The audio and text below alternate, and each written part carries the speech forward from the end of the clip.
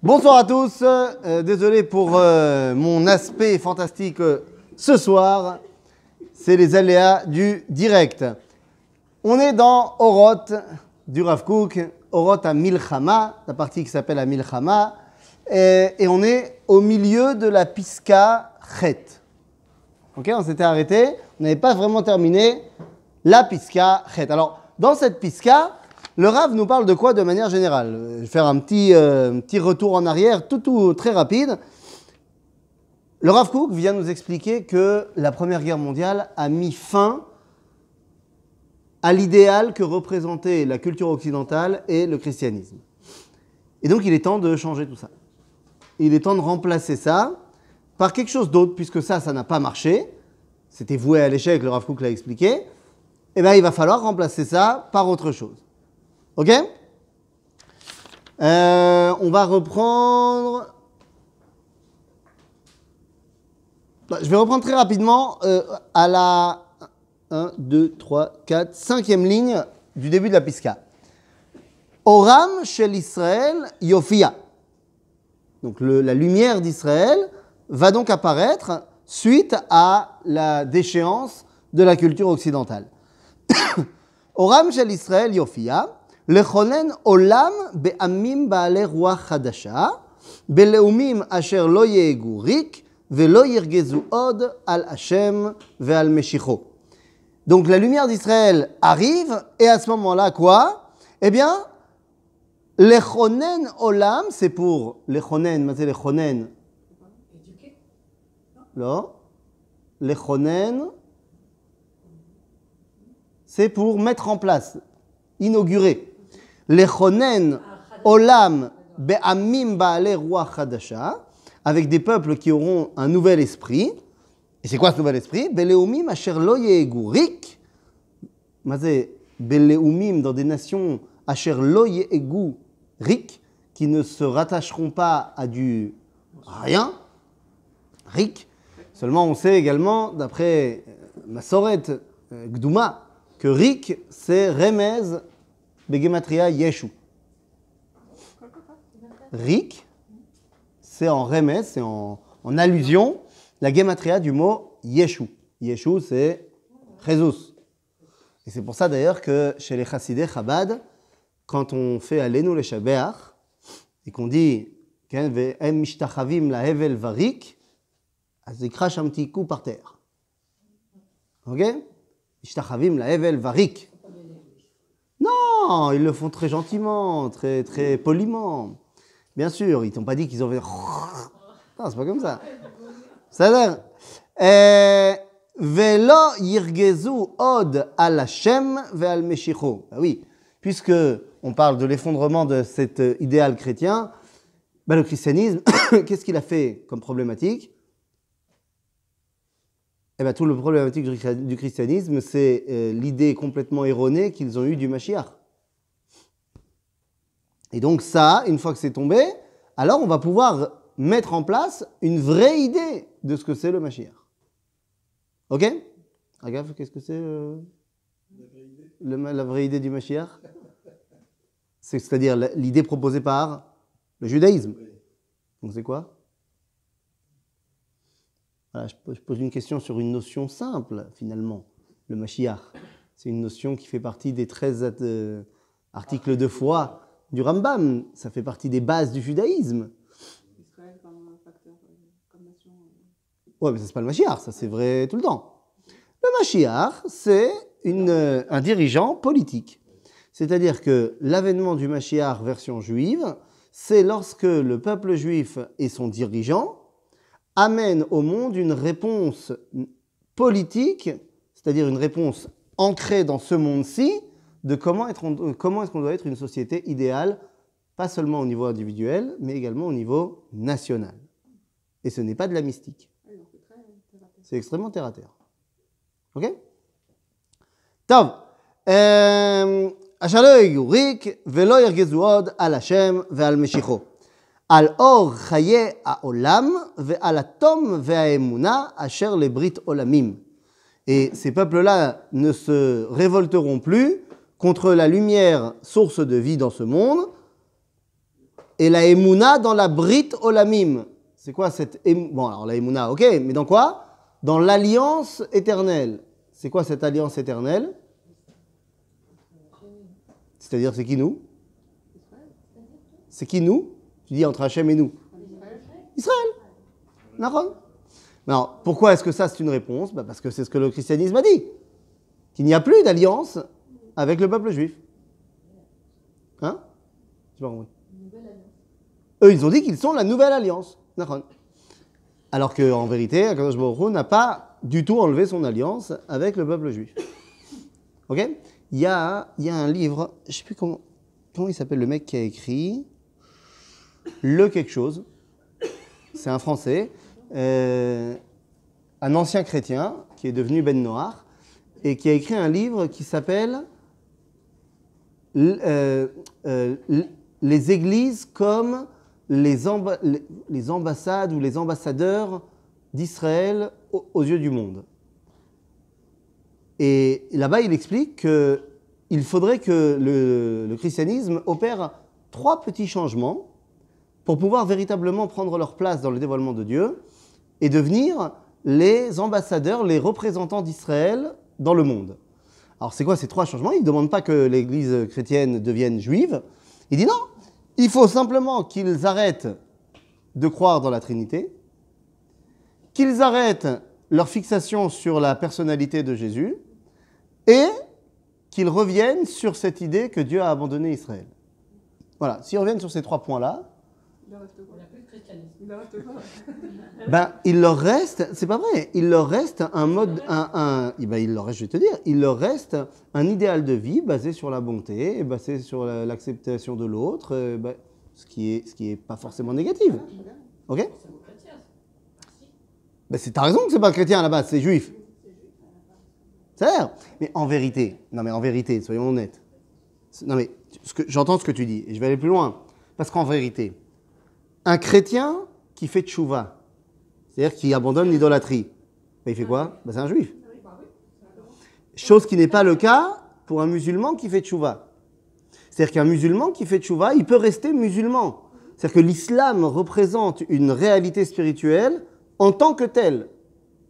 Alors que le christianisme, si elle abandonne son côté idolâtre, finalement, c'est Esav qui redevient le fils de Abraham et de Yitzhak, le frère de Yaakov. C'est ça? Donc, faut voir un petit peu comment ça va évoluer tout ça. Ve'Israël yireh be'enav shilumat reshaim. Shilumat reshaim, ça vient de Teilim, qu'on dit à Motzei Shabbat, Yoshev beseter Elyon, shilumat ve'tireh be'shilumat reshaim. C'est-à-dire que ce sera, le peuple juif verra à ce moment-là les reshaim payés pour ce qu'ils ont fait. Ça a déjà commencé. Non? Le procès Nuremberg, le procès Eichmann. Il y a encore pas mal de boulot. Hein. Il y a encore du boulot. Mais on a commencé. Yitzod al churbanam shel hamitalelim ba'elilim achadashim ka'asher tza'ad al churvot Bavel ve'ashur ha'atikot. Et de la même façon que le peuple juif s'est levé sur les vestiges de la Assyrie et de Babylone.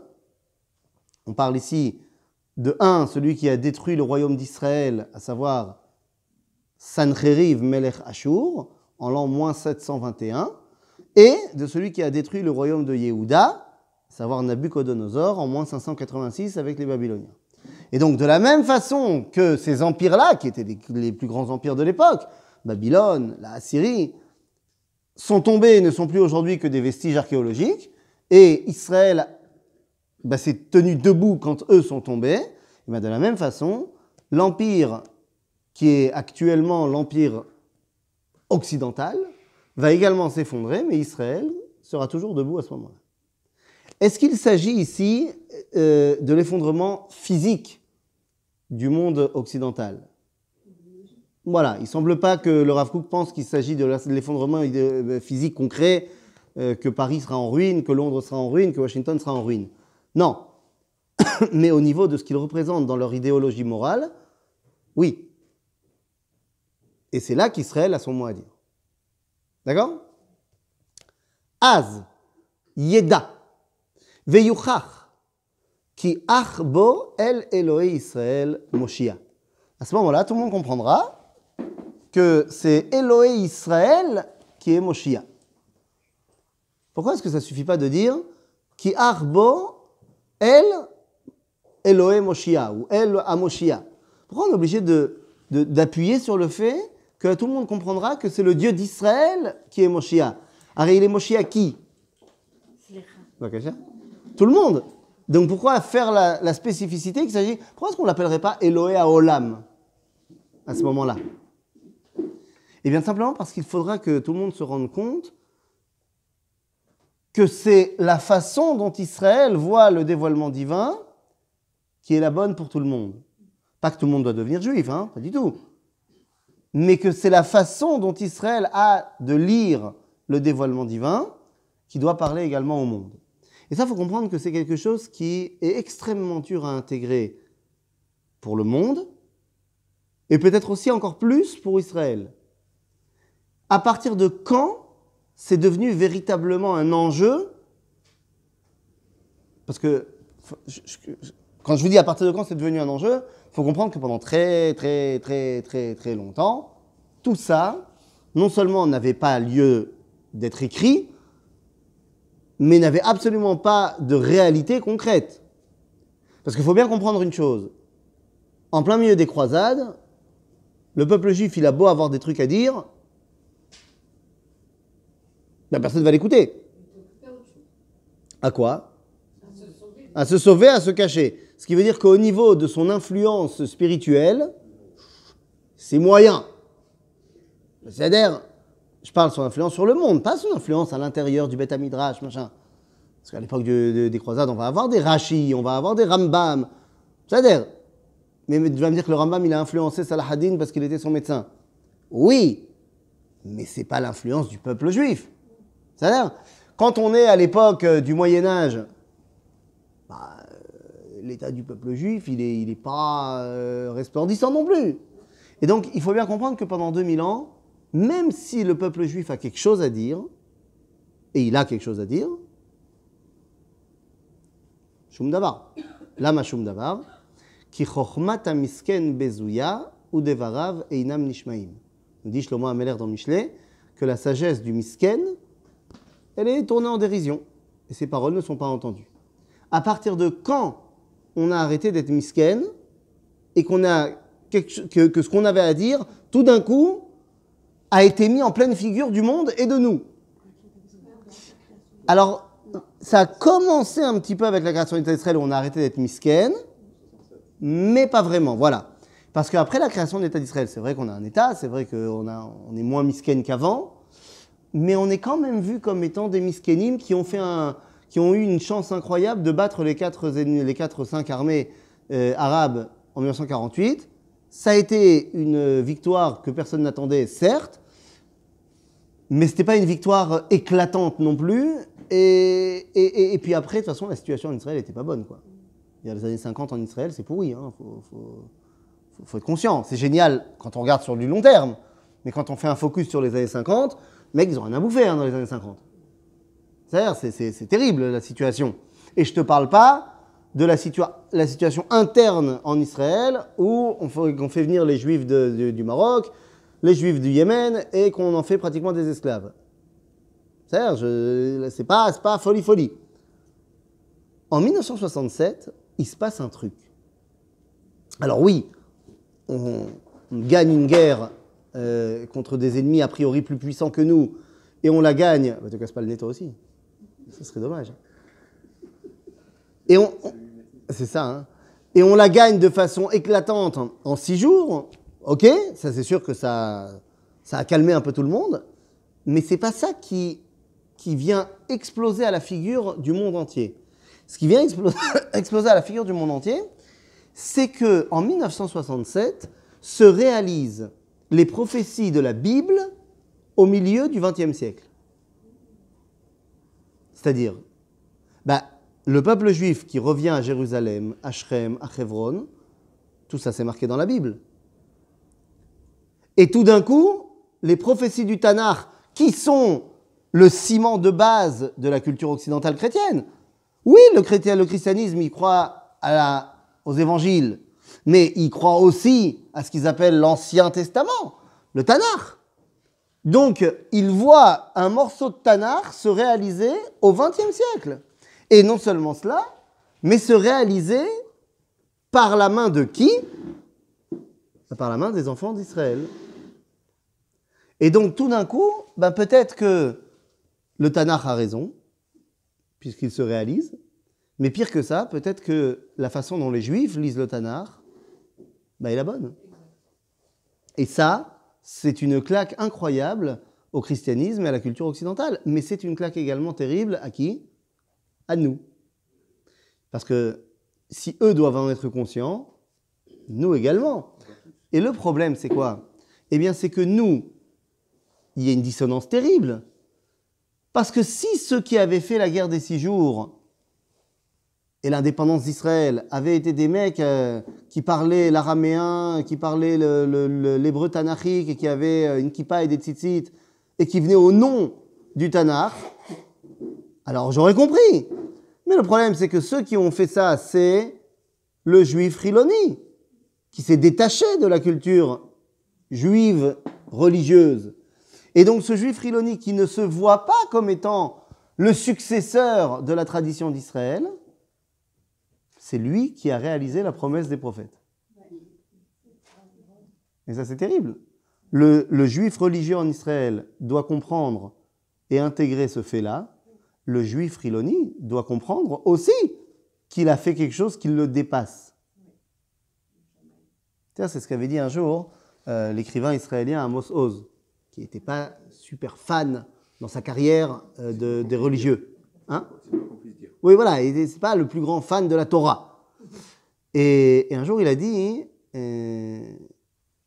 quand il a vu la création de ce qu'on appelle Tnuat Gush Emunim, vous savez, Gush Emunim, Gush Etzion, les premiers mitnachalim religieux, Elon Moré, machin, parce que il faut comprendre une chose, à la création de l'État, c'est qui fait des yishuvim? C'est les Chilonim. Choma ou Migdal et tout ça, machin, tout d'un coup, les religieux font quelque chose qu'ils n'avaient pas l'habitude de faire. Parce que pour Amos Oz, le mot était très clair. Il dit, il y avait 2 sociétés différentes en Israël. Il y avait nous, les good guys, les mecs qui sortaient des sayarot, les mecs qui sortaient de l'armée, les mecs qui avaient comme symbole le doubon tzvaï. Vous savez ce que c'est le doubon? Le manteau militaire. C'était le symbole de cette génération qui construit le pays. Et on savait qu'il y avait des religieux. Mais les religieux, ils étaient habillés avec un manteau noir, et ils habitaient dans des quartiers particuliers, et ils n'étaient pas du tout en contact avec nous. Ils ne nous empêchaient pas du tout de créer ce qu'on voulait créer, de toute façon, ils n'étaient pas nombreux. Et la seule chose qu'ils demandaient, c'est qu'on ne passe pas dans leur quartier Shabbat en voiture. C'est à ça que ça se limitait. Et dit Amos Oz, et tout d'un coup, un jour, après la guerre des 6 jours, on a vu le groupe de Gush Emunim. On a vu des mecs avec des kippotes et des tzitzit et des péotes qui mettaient mon doubon, qui montaient sur ma giva. Et il dit, à ce moment-là, j'ai eu l'impression qu'on m'avait volé mon état. Maintenant, cette réalité-là, c'est une réalité que tant le peuple juif doit intégrer, qu'on est là parce qu'on a un message à donner à l'humanité, l'humanité doit également l'intégrer. Ils ont plus de facilité, eux, que nous. Mais comme ça les énerve beaucoup, eh bien, ils se rattachent à une bouée de sauvetage qu'avec énormément de charité chrétienne, on leur donne. C'est quoi cette bouée de sauvetage? On n'arrête pas de leur dire « Mais non, vous inquiétez pas, on n'est pas vraiment là pour changer le monde. Vous inquiétez pas, on veut être un pays comme tous les autres pays. » Et donc les goïms se disent « Ah, ouf !» Jusqu'à ce qu'un jour, il va falloir qu'on prenne conscience de notre véritable mission. C'est ça? Utshuat Hashem botavo. À ce moment-là, la délivrance de Dieu va arriver. Andafat hakoach shel hagoyim shekouye kos hatar'ela murachat hi lavo. Alors, Rav Kook, il déverse sa peïda, mais de manière extrêmement poétique. Andafa takoar shel hagoyim. Andafa, c'est l'indof, ça se désagrège de la force des goïm. Shkouye kos atarela, ceux qui sont remplis de la coupe du venin. Pas très cool. Murchachat hi lavo. En gros, ils vont s'effondrer. Patach Hashem et otsaro, vayotzi et kle za'amo. Dieu, il s'est vénère contre eux. Ça y est, il en a marre. Il en a marre de ces gens qui ont fait n'importe quoi avec le monde que Dieu il a donné. Im od titametz Europa, vechol goyea, leachazik ma'amad betziviona. C'est-à-dire, si l'Europe continue à vouloir aller dans son chemin, lo be'emet velo bitzdaka, et Hashem lo yedu, ve'et derachav lo yerpetsu lalechet ba'em. S'ils continuent dans ce chemin-là, c'est la preuve qu'ils ne veulent pas connaître Dieu. C'est pas chouette. Hein? Je n'ai pas compris toute cette histoire parce qu'ils ne veulent pas. Comment ça, ils veulent pas? Ils ne veulent pas connaître Dieu. Ça ne les intéresse pas. Eux, ils veulent vivre, c'est tout. Dans une... Alors, le Rav Kook était, entre autres choses, était un visionnaire. Ce qu'il dit là, au moment où il le dit, lui, il le ressent. Mais il parle du long terme. Il parle très certainement de ce qui se passe aujourd'hui, beaucoup plus que ce qui se passe juste après la Première Guerre mondiale. Parce que, effectivement, à l'époque où il parle, on ne le voit pas du tout, mais aujourd'hui, on le voit veoder. C'est-à-dire qu'il y a aujourd'hui une véritable recherche spirituelle dans le monde entier.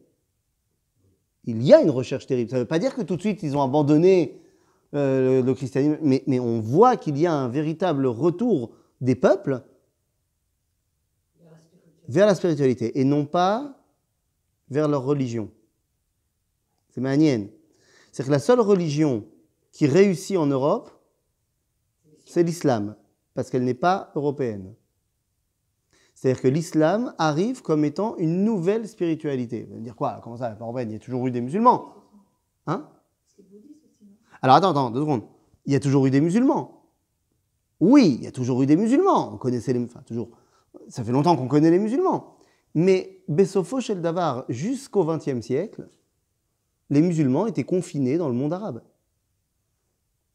Et pour ce qui est de l'Europe occidentale, c'est une nouveauté. C'est une spiritualité qui attire. Pourquoi est-ce qu'elle attire? C'est l'inverse de la leur, mais qu'est-ce qui attire dans l'islam? C'est quand même incroyable. Comment ça se fait qu'il y a tant de gens qui se convertissent à l'islam? C'est juste de la peur? C'est juste parce que l'islam a réussi à faire peur à tout le monde et que ça vaut mieux... La chrétienté a abandonné ses valeurs. Oui, d'accord, mais ça ne veut pas dire forcément que je vais aller dans les bras de l'autre. Il faut qu'il m'offre quelque chose qui m'intéresse. Ils vont pas venir dans les bras des Juifs, je suis d'accord, mais il va falloir que tu m'expliques pourquoi, d'après toi. Ça ressemble beaucoup aux Juifs. Ça ressemble beaucoup aux Juifs. Les Juifs, ils ont toute la moute de tout ce qu'ils ont été pendant 2000 ans. Non, mais pourquoi, tu dis pourquoi le goy, il ne veut pas devenir juif? Oui. Pourquoi? Parce que les Juifs traînent derrière lui une image de... Ah, tu dis à cause de l'image qu'il traîne. Oui. Ouais, il y a aussi ça. Et... Que les Juifs n'expliquent pas non plus ce qu'ils doivent apporter au monde. Ça, c'est sûr. Non, ça, c'est sûr. Mais pourquoi est-ce que, par exemple, le goy... Tu as raison à 100%. On ne fait pas ce qu'on fait en tant qu'Am Israël qui doit expliquer au monde comment être goy kadosh. Mais pourquoi est-ce que le goy, il ne veut pas tout simplement se convertir au judaïsme? Parce que c'est dur. Parce que 113 mitzvot, ça repousse. Hein. C'est pas shoot. Agave, dans le monde romain, comment ça se fait que le christianisme il s'était tellement développé au 3e siècle, 4e siècle dans le monde romain? Non, mais ils étaient tous idolâtres, machin. Parce qu'avant que le christianisme se développe énormément dans le monde romain, c'est le judaïsme qui s'est énormément développé au 2e siècle dans le monde romain. Il y avait un intérêt incroyable des Romains pour le judaïsme. Hein? Attends, je vais te dire. Parmi les gens, alors c'est une marloquette d'après les chercheurs, mais il semblerait que Popéa, elle se soit... Certains penseraient, d'après le Talmud c'est le cas, que Popéa se serait converti au judaïsme. Alors, Popéa c'est qui? c'est la femme de Néron, de César. Bon, c'est vrai, c'est pas vrai, l'homme chané. Il y avait une influence extrêmement importante. Maintenant, cette influence, elle était beaucoup plus grande chez les femmes romaines que chez les hommes. Pourquoi? La Mila. La Mila, ça dérangeait quand même les garçons. C'est ça? Donc, se convertir au judaïsme, c'est compliqué. C'est très compliqué. Alors que se convertir à l'islam, ouais, il y a aussi la Mila, Zenachon, mais aujourd'hui, tu fais ça, Be'ardama Klalit, et en plus, en anesthésie, et en plus, aujourd'hui, la médecine t'a expliqué que c'est bien. C'est bénéfique. Il faut se faire la Brit Mila. Enfin, pas en mode Brit Mila, mais il faut s'enlever le prépuce. Aux États-Unis, à chaque naissance d'un garçon, on propose au couple de faire la circoncision. Parce que voilà, toutes les maladies qu'il peut y avoir sur le prépuce et machin. C'est-à-dire, maintenant, l'islam propose une harmonie qui est due au fait que ce n'est pas de l'idolâtrie, propose une harmonie spirituelle. Extrêmement violente, certes, mais une harmonie spirituelle qu'il n'avait pas dans le monde chrétien. Que Hachem Echad. Et une rigueur, également une rigueur. Et une rigueur, évidemment. Oh oui, une rigueur qu'il n'y avait pas, évidemment, dans le christianisme européen. Il y avait un désordre total, un chaos. Bien sûr, bien sûr. Tout à coup ils ont un ordre. D'accord. Comme un cèdre. Non, non, bon. D'accord. Donc, ça vient comme étant une nouvelle spiritualité. Vous me parlez du bouddhisme, bien sûr. Les gens ne deviennent pas bouddhistes, mais prennent énormément dans notre culture aujourd'hui. Il y a plein d'enseignements bouddhistes, d'enseignements shintoïstes, d'enseignements qui se baladent. Ok? Donc il y a une recherche spirituelle énorme. D'accord? Donc, אם עוד תתאמץ אירופה וכל גויה להחזיק מעמד בצביונה, לא באמת ולא בצדקה, את השם לא ידעו, ואת דרכיו לא יחפצו ללכת בהם. מצב זה הוא רגעי ברגעי התולדה. Cette situation n'est que temporaire. Ça va changer. מצב זה הוא רגעי ברגעי התולדה. רגעי מלשון רגע. C'est juste un instant. אור התשובה יופיע בהכרח, וישליך איש את אלילי כספו ואת אלילי זהבו, וישוב הכל אל טוב השם.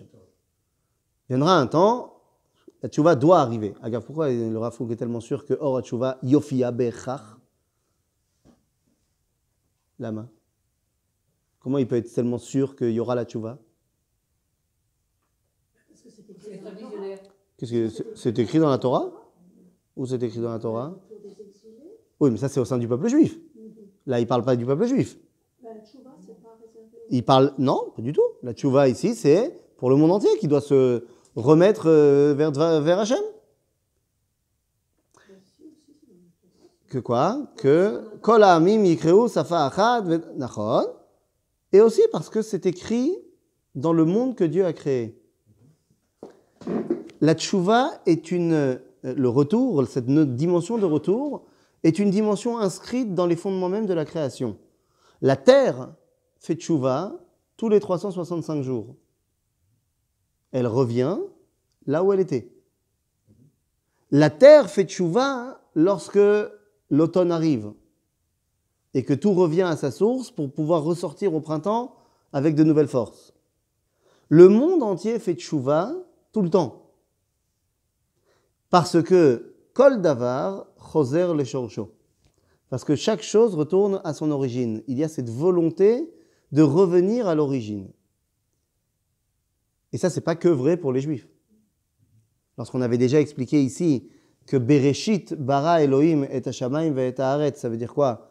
Ça veut dire pour le Réchit, Dieu a quoi? Bara. Ça veut dire quoi bara? Créé a priori, sauf qu'on avait dit que non. On avait dit qu'en arabe, bra, ça veut dire dehors. Bra. Quoi, c'est pas vrai? Quoi, vous parlez pas arabe? J'ai rien du tout. Un petit peu. Quoi, jamais vous avez disputé vos petits-fils en disant bra. Bara. Bara. Il y a la bara. Ah ben, tu vois, c'est bara. C'est encore plus. C'est Bilal.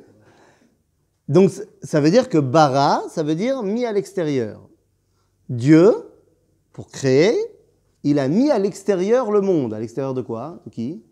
De lui. Ce qui veut dire que maintenant, le monde n'a de cesse que de vouloir revenir. Donc, ce n'est pas qu'une connotation juive.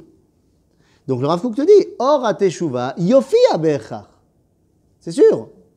Mais à ce moment-là, veyashlich ish et elile kaspo, ve et elile zavo. Tous ces dieux de... C'est un pasouk dans les prophètes. Veyashlich et elile kaspo, ve et elile zavo. Veyashuv akol el tuv Hashem. Et on sait qu'ils vont louer Dieu un jour pendant Sukkot.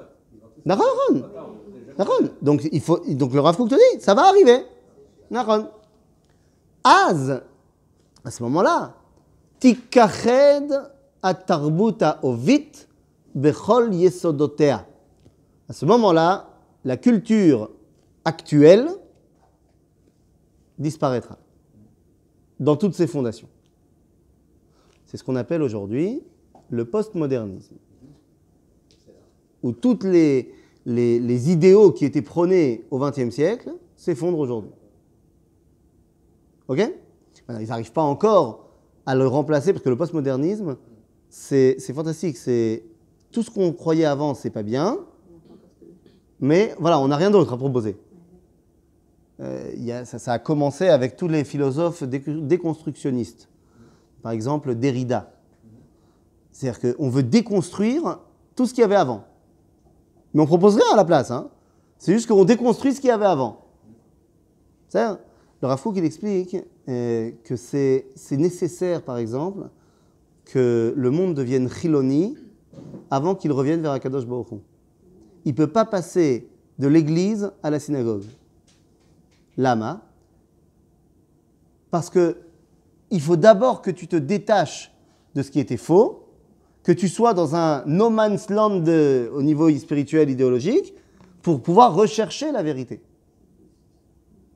Ok? Agav, il en va de même au sein du peuple juif. C'est très très compliqué. C'est seulement des Yechidei Sgoula qui ont été capables de passer de la petitesse de la Torah d'exil à la grandeur de la Torah d'Eretz Israël sans l'abandonner au milieu. De manière générale, le peuple juif, il a abandonné la Torah en sortant d'exil pour pouvoir la réintégrer, la réaccepter, mais de manière grande. Ok, c'est notre génération. Donc, as tikached atarbut haovit bechol yosodotea, sifruyotea, teatrea, vechol mechonotea. Donc, les bibliothèques, les théâtres et toutes les machines, c'est-à-dire tous les mécanismes qui font marcher cette culture-là. C'est sifriotea, teatrea. C'est la sifriot. Hein? Les bibliothèques. Qu'est-ce qu'il veut dire? Que les bibliothèques de l'Europe vont s'effondrer, vont disparaître. C'est la culture. Alors qu'est-ce que c'est théâtraot? Alors c'est la même chose. Théâtraot, dans la culture qui a inventé le théâtre, à savoir la culture grecque, c'est à la base une représentation du divin. C'est-à-dire les pièces grecques, à la base, étaient des mises en scène de situations de la mythologie grecque. Et pas quoi? Ah, de Dieu. Voilà, pas Olympia. Pas Olympus. C'est ça, l'origine. C'est-à-dire se mettre en scène. C'était pour rivaliser avec les dieux. C'est-à-dire que tout était tourné vers une mise en scène ici de ce qui... C'est-à-dire que c'était leur façon d'exprimer leur lien avec leur divinité. Velachen, c'est pas pour rien que le Talmud dans Maseret Megillah, à la page 6, va nous dire qu'à propos du verset des prophètes qui nous dit que viendra un jour où on va détruire le passé et qu'on sera resplendissant, le Talmud vient nous dire, ça, c'est que viendra un temps où Israël enseignera la Torah dans les théâtres romains.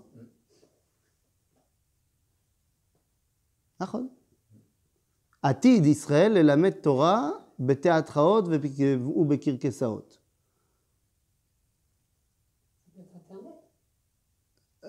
Ça peut être Internet ou alors ça peut être plein de choses. Ça peut être aussi Kipchuto. Moi, je sais que quand je vais avec un groupe guidé à Césarée, à Tsipori, et que j'arrive dans un des théâtres, je prends 5 minutes, 10 minutes, un quart d'heure, 20 minutes, 30 minutes, où je les fais parler de Torah. On fait un Dvar Torah, on explique des choses, machin, nan. Je leur dis, voilà, on vient de réaliser une des prophéties du Tanakh. On est dans un théâtre et on vient d'étudier la Torah.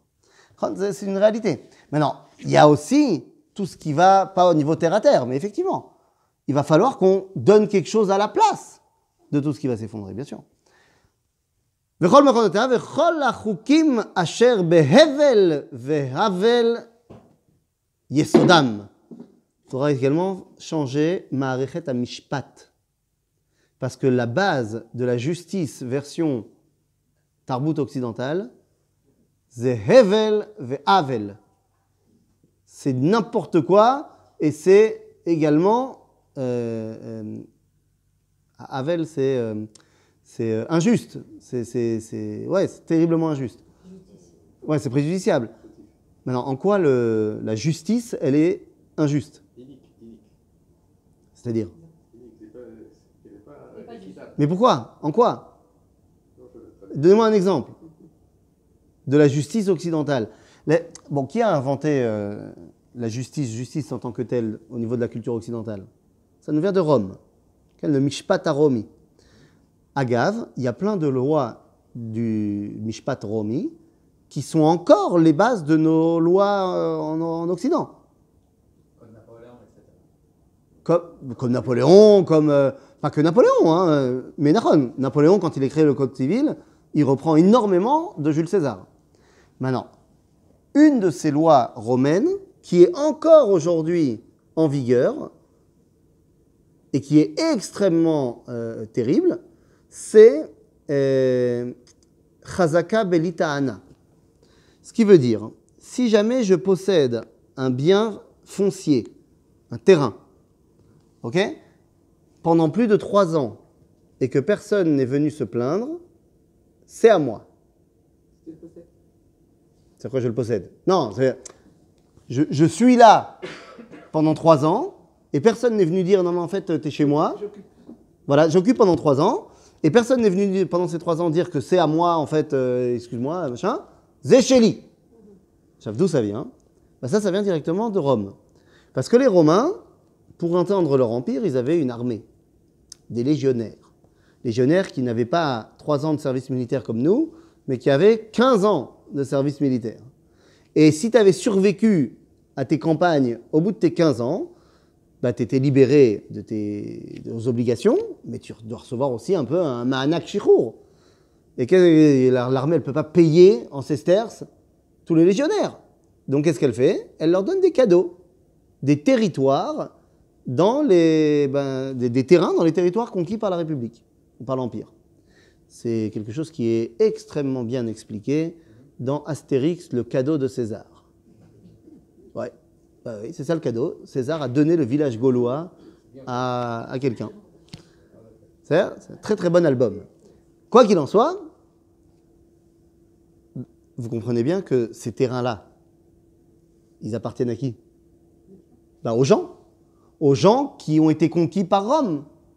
Il y avait des gens. Seulement, un légionnaire qui a passé 15 ans dans la Légion, avec 2-3 copains, il n'a aucun problème de dégager les propriétaires et de faire en sorte qu'ils ne reviennent pas pendant 3 ans. Et donc après, c'est à moi. C'est basé quand même sur quelque chose qui est fondamentalement pas juste. Et je ne vais pas faire l'étendue maintenant de toutes les lois qui ne sont pas justes dans le Code civil. C'est-à-dire, donc il dit, il faut également que la Ma'arechet HaMishpat, elle s'effondre. Regarde, en Israël, c'est absurde. Les lois en Israël sont basées d'abord sur quoi? Sur le Mishpat à Angli. Si il y a un bug dans le Mishpat à Angli, on va voir dans le Mishpat à Turquie. Et si on n'a vraiment pas trouvé ni là ni là, alors on va regarder ce que la Torah elle dit.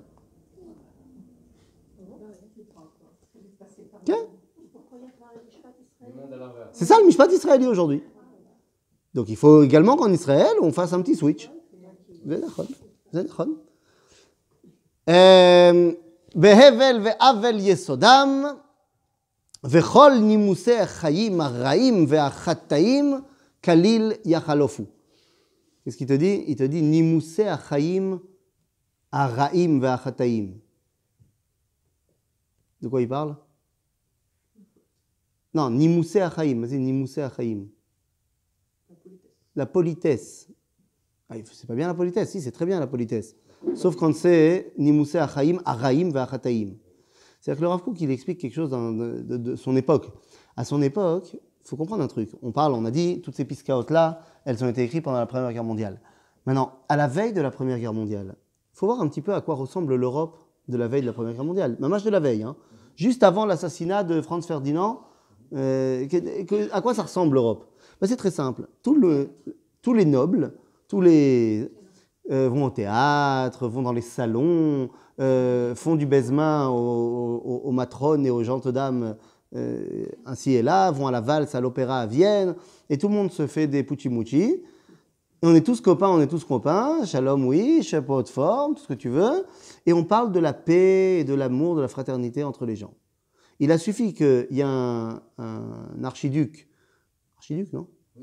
Oui, Archiduc, hein, qui se fasse assassiner, pour que 2 semaines plus tard, tous ces gens qui parlaient d'amour et de respect s'entretuent dans les tranchées. Donc t'es gentil pour tes Nimoussé Chaim, c'est basé sur Raïm Vechataim. Donc ça aussi, ça doit disparaître. Ça ne veut pas dire qu'il faut devenir l'Israélien Chutzpan. C'est pas ça que le Rav Kook il a dit. Il faut avoir un vrai Nimous Chaim. C'est-à-dire Venisgav Hashem levado bayom haou. À ce moment-là, Kadosh Baruch Hu, il retrouvera sa place. Venisgav Hashem levado bayom haou. Ha'ereg haruchani ve'amaasi, la mort spirituelle et concrète. Asher betzivionenu, asher betziviono, סליחה, betziviono, האובי לא היה יכול לעצור עם כל תפארת חוכמתו, בעד שפר דמים רבים ובעד חורבנו של העולם בצורה איומה כזאת. Tu dis, cette destruction qui ne pouvait pas arrêter, ça ne pouvait pas arrêter l'escalade de Shfichut ad-Damim qu'il y a eu pendant la guerre. בעד חורבנו של העולם בצורה איומה כזאת, de manière tellement violente. Première guerre mondiale, bon, c'est vrai que le Rav Kook, il n'a pas connu la Deuxième Guerre mondiale. Mais pour l'époque, la Première Guerre mondiale, c'est terrible. C'est terrible, mamash.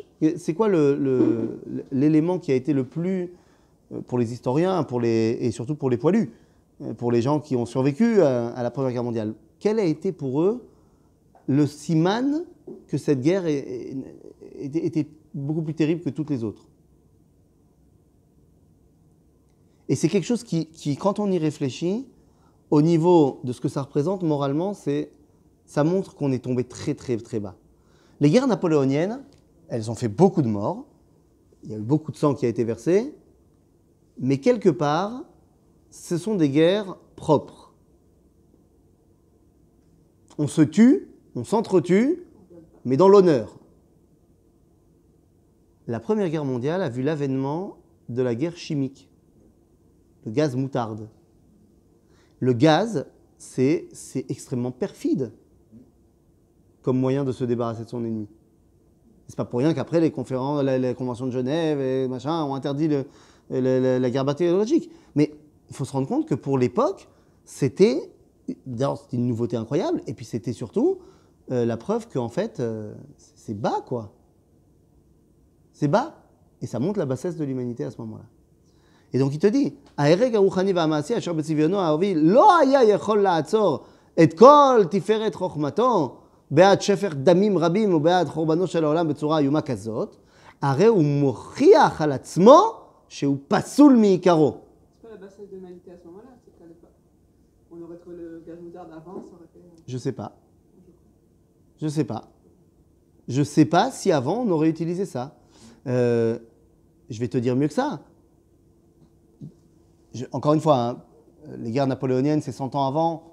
Peut-être que Napoléon, faut voir même. Mais si je réfléchis un tout petit peu plus en avant, non, c'est pas possible. J'ai lu Camus. J'ai lu, je sais pas moi, j'ai lu Les Trois Mousquetaires. Et ben dans Les Trois Mousquetaires de Monsieur Dumas, il y a un truc qui s'appelle l'honneur. Et on se bat avec honneur, même quand on s'entretue. Et le méchant, c'est le méchant. Et il est pointé du doigt, Richelieu, parce qu'il fait des traquenards comme ça. C'est pas bien. Parce que non, nous on est l'honneur. On se bat en duel, à l'épée. Non ? Non, Alexandre Dumas a écrit ça. Oui, je sais bien que c'est pas la... C'est qu'un roman. Je sais bien que c'est un roman. Je suis certaine que... Que quoi ? Que dans les faits, c'est pas comme ça que ça se passe ? Non, je suis certaine que l'homme, n'était pas meilleur ou pire avant, et simplement il a eu des outils qu'il n'avait pas. Ah là, je suis pas d'accord avec toi. L'homme, il était fondamentalement beaucoup plus moral. Il y a eu un moment... Je regarde, je l'ai revu récemment, parce que, comment ça s'appelle ? Les dieux sont tombés sur la tête. J'ai pas vu. Un film en Afrique, il y a une bouteille de coca il y a la paix, l'amour, et les enfants se jouent avec rien. Il y a une bouteille de coca qui tombe là-bas, et c'est la fin de l'amour. C'est la fin de l'amour, ils disputent, et la jalousie, et machin, et je suis sûr que c'était contextuel. Enfin, moi, c'est mon... Ouais, tu penses ? Je sais pas, j'ai envie de penser qu'il y a des moments dans l'humanité où il y a des choses qu'on ne faisait pas. Mais bon, tu dis que en fait, ils ont toujours... Alors, à ce moment-là, si je vais dans ton sens, je dirais que bon, bah voilà, alors la Première Guerre mondiale a été le moment où tout est sorti. Ça, j'ai envie de penser à autre chose. Je connais peut-être mon approche de mon travail. Moi, je sais pas, je découvre. Je pense que c'est comme ça, les gens. C'est comme on dit que maintenant, il y a beaucoup plus de divorces, beaucoup plus de gens qui trompent les uns les autres, machin. Mais avant, on ne le savait pas quand on a... Tu dis, il y avait, mais les gens, mais on ne le savait pas. Les femmes n'étaient pas plus heureuses que maintenant, on peut le dire, on peut divorcer. Enfin, Ouais. Je pense que moi, je crois ça. Non, on peut ni avoir raison ni l'un ni l'autre, on n'en sait rien. J'ai envie de penser que non, mais bon, je peux pas, voilà. Mais en tout cas, le fait est que, là en l'occurrence la Première Guerre mondiale, a mis le doigt, a révélé quelque chose qui est vrai à ce moment-là. Ça, c'est une réalité. Mais au moins, ils ont voulu donner l'apparence qu'ils ont eu un certain honneur. Allez, ouais, voilà. Alors peut-être que c'était seulement de l'apparence. C'est choliot. Le chevalier de la table ronde, etc. Bon, mais le problème de la chevalier de la table ronde, c'est que ça n'a jamais existé. Ça n'a jamais existé, parce que si on regarde les façades... Non, parce que le roi Arthur, ça aurait été bien, mais il n'a pas vraiment existé, le roi Arthur. Alors que les mousquetaires ont existé. Bon, voilà, ça c'est le côté romanesque qui prend le dessus. Et puis c'est plus facile pour un juif comme moi aujourd'hui de lire Roland Dumas que de lire Chrétien de Troyes. Alexandre Dumas, oui. Bon, Dumas, en tout cas, plus facile à lire. Ouais. Bon, c'est vrai que c'est plus facile, Alexandre. C'est plus facile, Alexandre Dumas. Alexandre, et Dumas, que Chrétien de Troyes. C'est plus facile à lire. Même si la table ronde, ça reste quand même quelque chose qui a habité nos fantasmes de jeunes. Quoi qu'il en soit, שהוא פסול מעיקרו. זורו רשעים מרחם תוהו מבטן דוברי כזב, מראשית יסודו, וכל מהלכו כולו אינו כי אם עצת שקר ונכלה רשעים מסובכים. En gros, il te dit que toutes les bases de la construction de la culture occidentale sont vouées à l'échec. Les bases sont mauvaises. Les dés sont pipés. שהם קשורים עם הנטיות הנפשיות והגופניות אשר נתעצמו באדריכליות של בניין הלאומים של זמננו. Il dit en fait, toutes ces nations qui font cette destruction terrible pendant la guerre, toutes ces nations-là se sont formées et créées sur ces failles et sur ces erreurs. Donc forcément, aujourd'hui, ça a créé des miflatzot. Ça a créé des bêtes. Des bêtes féroces. Ça a créé même pas des bêtes, ça a créé des monstres. Voilà, des monstres. C'est ce que dit Thomas Hobbes. dans son livre Le Léviathan, où là-bas il explique que... Alors il parle de la notion de collectif en général, et dans la couverture du livre, il dessine ce Léviathan, ce monstre imaginaire pour lui, et donc c'est un monstre qui fait peur, mais quand tu regardes de près, tu te rends compte qu'il est formé de plein de visages humains. Ce qui veut dire que pour Thomas Hobbes, l'humain se trouve dans l'individu. Lorsqu'on parle collectif, lorsqu'on parle rassemblement, c'est un monstre qui fait peur. On ne va pas penser que le monstre, justement, c'est un assemblage d'êtres humains. C'est-à-dire que tant qu'on est individu, on est des êtres humains, mais quand on est rassemblé dans la foule, on devient un monstre. Ça, c'est la façon de voir le collectif chez les nations. Nous, on n'est pas d'accord. Parce que le rôle du peuple juif, c'est d'apprendre que Gamma Goy, la notion collective, peut être Kadosh. Ok?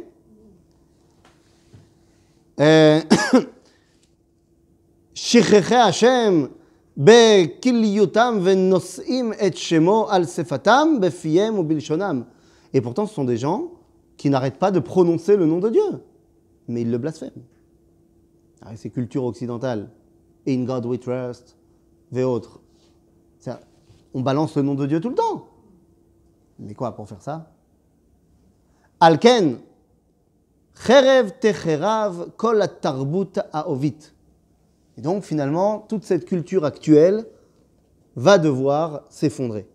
Cherev techerav kol atarbut haovit. Ve'al mesuotea yitkonen binyan haolam be'emet ou be'da'at Hashem. Et c'est sur ces ruines-là que va se construire un monde vrai qui connaît Dieu. C'est ça que le Rav Kook, il espère. Je pense qu'il a raison avec à peu près 100 ans de retard, ou d'avance, par rapport à lui. Oui, c'est-à-dire que ça s'est réalisé 100 ans plus tard. Je pense que ce qui est en train de se réaliser là maintenant sous nos yeux, c'est ça. C'est-à-dire qu'on a un monde qui est en train de se tourner vers Da'at Hashem vers Emet. Je ne dis pas que c'est le cas maintenant, que là, ça y est, on y est. Mais je pense qu'on voit réellement un rapprochement de la volonté de retrouver une vérité qui est en train d'arriver. Regarde, ça va dans tous les sens. Hein. Ça va dans la cause de l'écologie et de la planète qui est en train de s'effondrer et que tout d'un coup les gens sont intéressés par ça. Ça va dans les causes sociales, que ce soit les gilets jaunes ou que ce soit l'homme chané. Il y a une véritable volonté de retrouver un émet, une vérité dans tout ça. On est au bout du système. Là. On est complètement... C'est-à-dire le système occidental s'est effondré et on est en train de construire quelque chose d'autre. Le seul problème, c'est que pour l'instant, Israël ne fait pas entendre assez sa voix.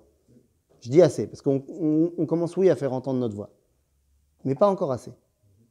Suivant les critères européens. Non, même pas. Suivant toujours, Même pas, c'est pas vrai. On a depuis... La réussite, la consommation. Non, mais c'est pas ça la voix d'Israël. Non, pour l'instant, c'est ça qu'elle... Non, je pense qu'Israël amène aussi autre chose.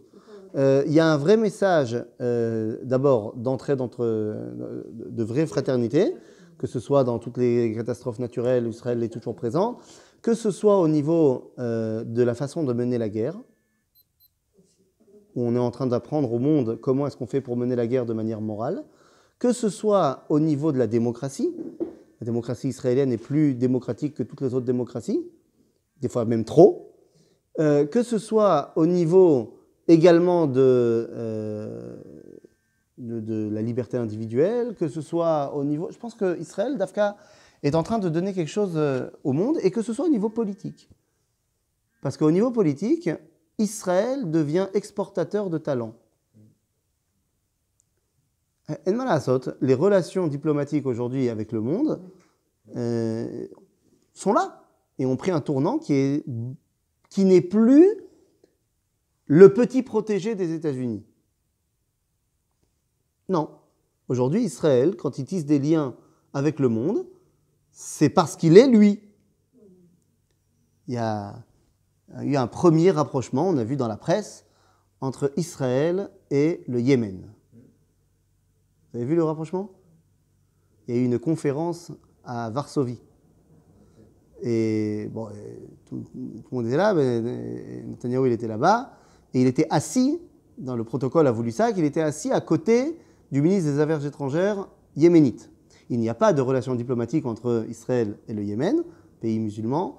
Et quand Netanyahou devait prendre la parole, son micro ne marchait pas.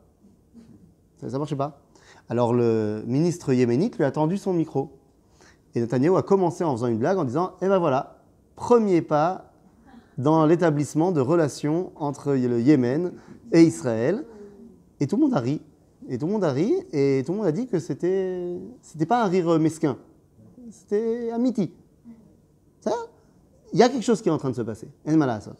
Va'aya ba'acharit hayamim nachon ye har bet Hashem berosh harim. Viendra un temps où ça sera une réalité vraie que il y aura la montagne de la maison de Dieu, berosh harim venasa migevaot venaharu elav kol hagoyim. Et tous les peuples viendront à la montagne de la maison de Dieu. Amen, Kenny Ratson.